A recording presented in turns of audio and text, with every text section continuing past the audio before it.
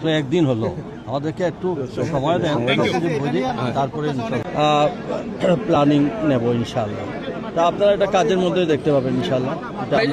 মন্ত্রী হওয়ার পর জুমার নামাজ পড়লেন, দুইজনের কাছে একই প্রশ্ন, অনুভূতিটা আসলে কেমন? সিলেট শহরে এই শাহজালাল মসজিদে নামাজ পড়লেন, একটু অনুভূতি, এবং দীর্ঘ 17 বছর পর মানুষ ভোট দিয়ে আসলে তাদের প্রতিনিধি নির্বাচন করতে পারলো, সব মিলিয়ে একটু অনুভূতিটা একটু জানাবেন।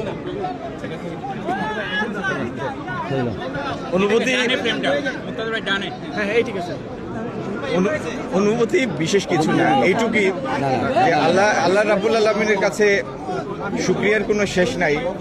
আল্লাহ একটা গণতান্ত্রিক উত্তরণের পথে নিয়ে এসেছেন আমাদের, মানুষ তার পছন্দের নেতৃত্ব নির্বাচিত করতে পেরেছে।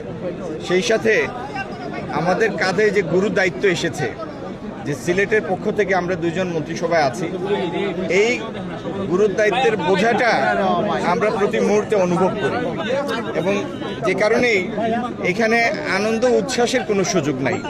আমাদের সামনে অনেকগুলি কঠিন চ্যালেঞ্জ। একটি হচ্ছে রাষ্ট্রীয় পর্যায়ে, জাতীয় পর্যায়ে আমাদের পর্বত প্রমাণ অনেকগুলি চ্যালেঞ্জ আছে, এবং সেগুলির সাথে আমরা যে মন্ত্রণালয়গুলির দায়িত্ব পেয়েছি সেগুলির সাথেও সরাসরি সম্পর্কিত অনেক বড় বড় চ্যালেঞ্জ আছে।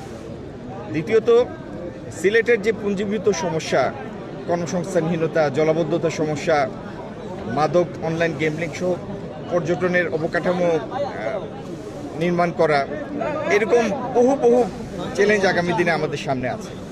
এইগুলির সঠিকভাবে এগুলি অ্যাড্রেস করা, সিলেটের এবং দেশের মানুষের জীবনমান উন্নয়ন করা, এটি আমাদের নির্বাচনী প্রচারণার সময় আপনাদেরকে আমরা সবিস্তারে জানিয়েছি আমরা কিভাবে করব। এইগুলি নিয়ে আমরা এখনই কাজ করছি।